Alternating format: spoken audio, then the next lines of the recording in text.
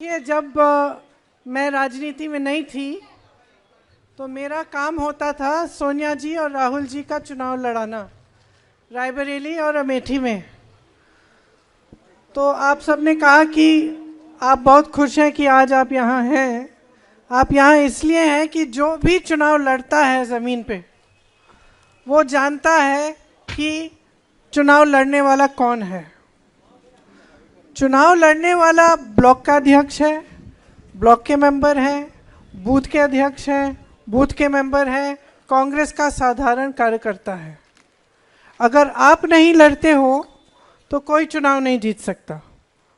मैंने अपना अनुभव खुद देखा है कि किस तरह से अगर संगठन मजबूत होता है, संगठन के जो कार्यकर्ता हैं उनमें जोश होता है, तो किसी भी परिस्थिति में चुनाव जीता जा सकता है।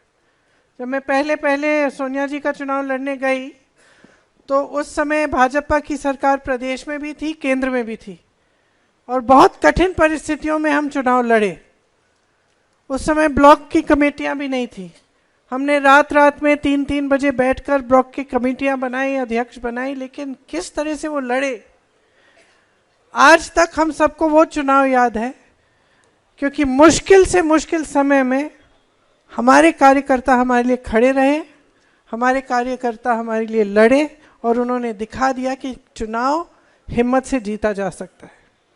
आज जो यहाँ की परिस्थितियां हैं वो मुश्किल हैं, कोई ये नहीं कह रहा है कि आसान है। आप खड़े हो, आप यहाँ हो, यही बहुत बड़ी बात है कि जैसे आपने कहा, आपका नाम क्या है? जैसे आपने कहा कि आपको बहुत मुश्किल परिस्थितियों में लड़ना पड़ रहा है, दबाव है, प्रशासन है, बड़े बड़े नेताओं पे भी प्रशासन का दबाव होता है, अलग तरह के दबाव होते हैं, लेकिन आप पे एकदम वहाँ पे अपने गांव में, अपने ब्लॉक में प्रशासन का दबाव आता है, डराया जाता है, धमकाया जाता है, लेकिन आप खड़े रहते हो। तो सबसे पहले मैं ये कहना चाहती हूँ कि आपको अपने आप में गर्व होना चाहिए।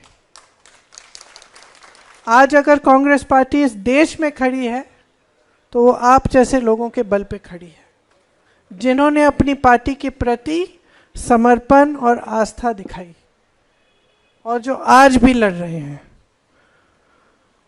तो आज इस चुनाव में हमारे सबसे बड़े योद्धा कौन है? आप हैं।